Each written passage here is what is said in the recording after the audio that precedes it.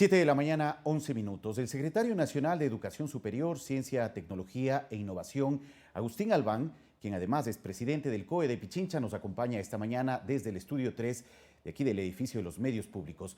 Buenos días, secretario. Gracias por acompañarnos. Fabricio, buenos días. Un gusto estar aquí como siempre. Muchas gracias, secretario. Muy gentil a usted por atender esta invitación. Bueno, para arrancar este espacio de entrevista, quisiera plantearle la siguiente inquietud. Hay una preocupación por parte de una treintena de universidades públicas frente a esta decisión que se ha tomado en las últimas horas de hacer un recorte en el presupuesto de las universidades que bordea los 100 millones de dólares. ¿A qué se debe esta decisión? Bueno, primero, no es una decisión unilateral, Fabricio. Es una decisión que resulta de la manera que está compuesto el presupuesto nacional. El presupuesto de las universidades depende de la recaudación del IVA y del impuesto sobre la renta. Es decir, es un resultado. La gran parte, digamos, el 80% del presupuesto universitario depende de la recaudación de IVA y de ISR. Al momento de haber una caída en esta recaudación por la caída en la actividad económica, desgraciadamente las universidades contarán con menos recursos derivados de la forma de asignación de recursos.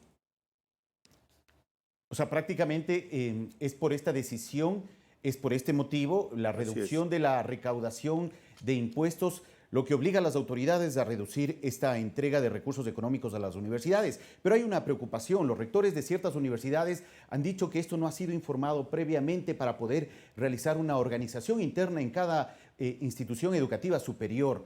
Bueno, a ver, ha habido acercamientos directamente de algunos rectores y sus equipos técnicos con el Tesoro y con el Ministerio de Economía y Finanzas.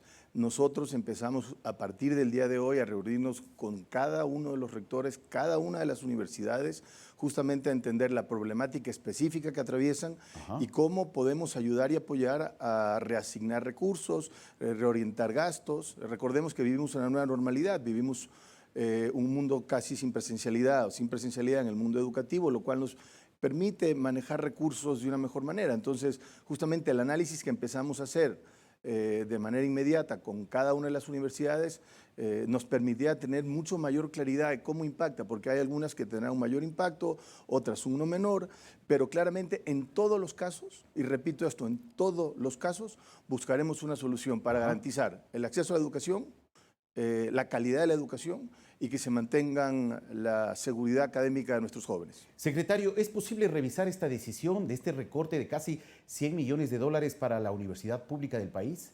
Mire, nos encantaría. Nada me daría más gusto como secretario CENESID que poderle decir que sí, pero como expliqué anteriormente, esto depende de la recaudación que tenga el país. Es importante destacar que el presupuesto universitario no es una asignación arbitraria de recursos, es el resultado de aplicar una fórmula a los ingresos de la nación, tanto por concepto de impuestos sobre la renta como concepto de IVA. Entonces, lo que estamos haciendo es aplicar la ley y el resultado que nos da es esta reducción importante, indudablemente, de 97 millones de dólares para el 2020. Hay una preocupación por parte de las autoridades de las universidades públicas que sienten que con este recorte se afectará el desempeño de las universidades, la estabilidad de ciertos docentes y, en fin, el trabajo que está programado para el sector educativo superior. Mire, justamente lo que vamos a evitar y lo que tenemos que trabajar con las universidades es evitar que esto pase. Es decir, tenemos que reorientar el gasto, tenemos que replantear qué gasto es productivo, tendremos que ver qué investigaciones se pueden llevar a cabo el día de hoy, porque hay laboratorios que están cerrados, porque investigaciones de campo quizá no se puedan llevar a cabo por el tema del distanciamiento del contacto. Hoy estamos reorientando recursos hacia la educación en línea. Entonces, creo, sin temor a equivocarme, que tenemos que encontrar soluciones. Mire, es difícil pretender que en una crisis, no solo nacional, sino mundial, de la magnitud que estamos viviendo, un sector pueda decir, pues a mí no me toca. Nos toca a todos los ecuatorianos de manera solidaria arrimar el hombro, hacer un esfuerzo y buscar, como digo, mantener la matrícula, la calidad de la educación, etcétera, con esta nueva realidad presupuestal. Y de eso se debe, o sea, la creatividad que tengan los señores y las señoras rectoras depende de manera muy fundamental de cómo impacte en el sistema educativo en el país. Bueno, sin duda, el tema, la crisis que estamos enfrentando ahora golpea a todos los sectores, pero también hay un precepto constitucional de por medio que garantiza y obliga al Estado a entregar los recursos al sector educativo. Así es. Y mire, dentro de los 4 rubros que componen el presupuesto universitario, hay un concepto importante, aproximadamente casi 200 millones de dólares, Ajá. que es el concepto de gratuidad. Ese concepto no se tocó, aunque también depende de las fuentes de recaudación, etcétera, que tenga el país. Ese concepto no se tocó. Se tocó un poquito el concepto de funcionamiento, el concepto de donaciones, pero fundamentalmente lo que estamos viviendo es un fenómeno derivado de la menor actividad económica, vamos, no del desplome de la actividad económica, derivado y lo que resulta en menor captación de ingresos tributarios. Y ese es lo que estamos enfrentando. Entonces, se ha hecho un esfuerzo, créanme, que llevamos los últimos días trabajando intensamente con el Ministerio de Economía y Finanzas para tratar de afectar lo menos posible a las universidades, ya que tenemos claridad en el mapa de los recursos que se ha anunciado desde el día sábado.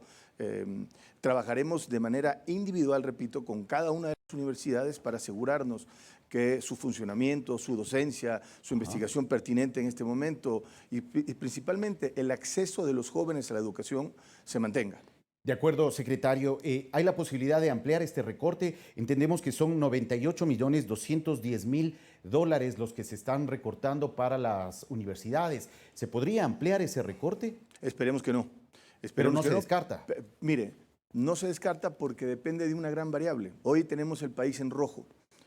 Y eso tiene que ver con la actividad económica del país. Es decir, mientras más se retrase, evidentemente, como se ha mencionado, preservar la vida es esencial, pero tenemos que empezar a pensar en cómo ir reactivando ciertos sectores para justamente poder tener mayor actividad económica, poder tener mayor recaudación y poder contar con mayor presupuesto para el sistema de educación superior del país. De acuerdo, secretario. Quisiera también que nos pueda informar brevemente sobre otro proceso que arranca desde este día 4 de mayo. Hoy se reanuda el proceso de acceso a la educación superior del primer semestre de 2020 con la primera aceptación de cupo. ¿Cómo marcha este proceso o qué es lo que se aspira desde este día? A ver, como recordará, en el proceso de postulación, digamos, la primera etapa de postulación para la educación superior y la asignación de cupos se había llevado a cabo. Lo que se había detenido, lo que se detuvo, es el proceso de asignación. ¿Por qué se detuvo? Porque el proceso de asignación requiere de acceso a Internet y un porcentaje de los jóvenes no tenían acceso a Internet en sus hogares. Ajá. Entonces decidimos posponer el proceso, trabajar junto con CNT en una plataforma tecnológica que nos permite accesar a través de Internet y a través de mensajes de SMS para que todos los jóvenes puedan recibir la información de qué cupo le ha sido asignado y decidir aceptarlo o no. Entonces tenemos, digamos, no solo la mecánica tradicional de acceder a la página de Internet de Cenecit, pero también a través de mensajes de texto. De acuerdo. ¿Qué deben tener muy en cuenta los jóvenes que estén interesados en ingresar a la universidad pública, a los padres de familia, durante estos días? Brevemente, por favor. Primero, estar al pendiente de que recibirán, en caso que tengan correo electrónico y acceso a Internet, comunicación de parte de Cenecit, y si no lo tienen, que estén pendientes de sus teléfonos móviles porque van a recibir un mensaje de texto que les va a permitir continuar y aceptar el proceso de ingreso a la universidad.